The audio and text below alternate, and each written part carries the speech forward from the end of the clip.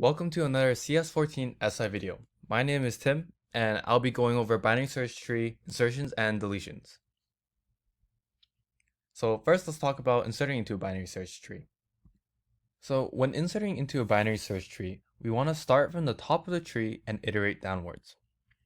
Another thing to note is that we will only be inserting at a leaf node. So let's try this with 40. So we start with our key value 40 and compare it to 100. If it's less than 100, we'll iterate left. Otherwise, we'll iterate right. So since 40 is less than 100, let's go left. Now that we're at 20, we're going to repeat this process. We see that 40 is greater than 20, so we're going to iterate right. Finally, we see that 40 is greater than 30 as well, so we go right once more. But now that we see that where we're at is a null pointer, we can now insert here. So let's try this with 250. We see that 250 is greater than 100, so we iterate right. Then we see that 250 is less than 500, so we go left. And again, since 500's left pointer is a null pointer, we can now insert here. So the iterative implementation for this algorithm is as follows. We begin by initializing a iterator node pointer and a parent node pointer.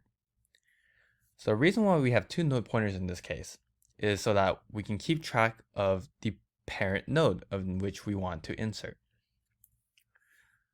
So to actually iterate, we have a while loop, and our condition for that while loop is as long as the iterator is not equal to null, we want to continue moving down the tree. So the first thing we want to do inside this while loop is set the parent pointer equal to the iterator's pointer. What this essentially does is it keeps track of the iterator's previous position. After we do that, we now want to move the iterator. We move it left if the key is less than the current iterator's position's data. Otherwise, we want to move right. So once we complete this while loop, we will now have the parent node of where we want to insert, of the node we want to insert. In this case, if the parent is equal to null, that means we began with an empty tree. If that is the case, we will set the root equal to the new node, and we'd be finished then. Otherwise, we would check if the key is less than the parent's data, or if it's greater than the parent's data. If it's less than, we want to set the parent's left equal to the new node. Otherwise, we want to set the parent's right to the new node. So here's our recursive implementation. Similarly, we're also going to pass in a node pointer and the key value into the function. Then we're going to check if the root is equal to null. If it is, we're going to create a new node and return that node. Otherwise, this is where we're going to have our quote-unquote traversals.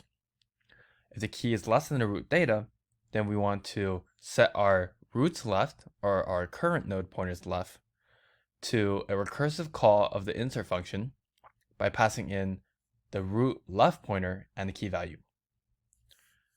And if the key is greater, we just do the exact opposite. We set the root rights pointer equal to the recursive call, passing in the root rights pointer and the key value. And once we're done, we just want to return the root. So what is the time complexity for inserting into a binary search tree? Well, as you guys may or may not remember, the worst structure for a binary search tree would be when the binary search tree looks like a linked list. If the binary search tree is a linked list, then we would have to look through every single node to insert at the end.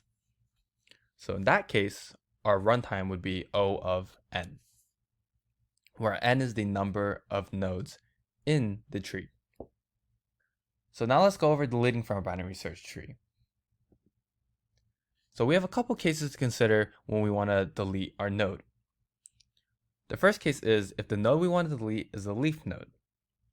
Next is if the node has one child. And finally is if the node has two children nodes. So let's try and deleting 5 from this tree. We start from the top, 100, and see if 5 is less than or greater than 100. As we can tell, 5 is less than 100, so let's go left. We perform the same operation on 20, see that 5 is less than 20, go left. And once again, same for 10, and we go left once more, and now we're at our current node. Now, this is when we check our cases. We check to see if 5 has any children, and in this case, it doesn't. So now we can safely delete 5.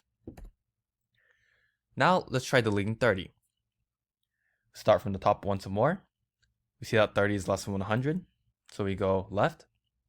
Then we see that 30 is greater than 20, so we go right. And now we find 30. In this case, we see that 30 has one child node.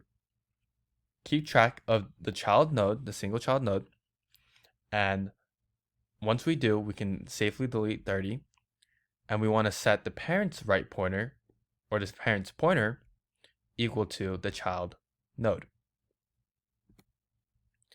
And in our last case, we want to see what happens when we delete 20. So we see that 20 is less than 100, let's go left, and now we're at our node. We see that 20 has two children, so what we do in this case is first we can either find the in-order successor or the in-order predecessor. For this example, we're going to use the in-order successor. To find the in-order successor, we want to find the minimum node of the right subtree. In this case, that happens to be 40. Once we find it, we want to copy 40 into the value of our current node that we want to delete. Once we accomplish that, we want to delete that node, the successor node, from the tree. So in order to do that, we want to call delete on the right subtree if we're using the successor, and pass in the right pointer of our current node and the value of the successor that we used. So let's go over our implementation for our delete function. We start by defining our function, and it looks a lot similar to our insert function, where we pass in a node pointer for our root and the value for our key. Next, we want to set up our base cases for when we wanted to traverse to the node we want to delete. Our first case would be if our root was null. Here we would just return our root. Otherwise, if the key is less than the root key, we will traverse left. And in the case where our key is greater than our root key, we will traverse right. And how we would traverse is we're going to set either our left or right pointers equal to the recursive call, passing in that same pointer and the key value. And finally, when we actually do reach the node we want to delete, we have our 3 cases we want to check for. The first case, if the node has no children, in a case where we have 1 child, and a case where we have 2 children. In the first case, the node can just be deleted since it's a leaf node. In our second case, we want to keep track of our child node before we delete our current node, and make sure to set the parent's pointer to the child node. So in the last case, when our node has 2 children nodes, we want to first find our in-order successor, copy that value to our current node, then recursively call delete on the right subtree to delete the succeeding node. So what's the time complexity for deleting from a binary search tree? Well, just like with inserting, the worst structure for a binary search tree is still a linked list. So imagine having a linked list and trying to delete an element from the end of it.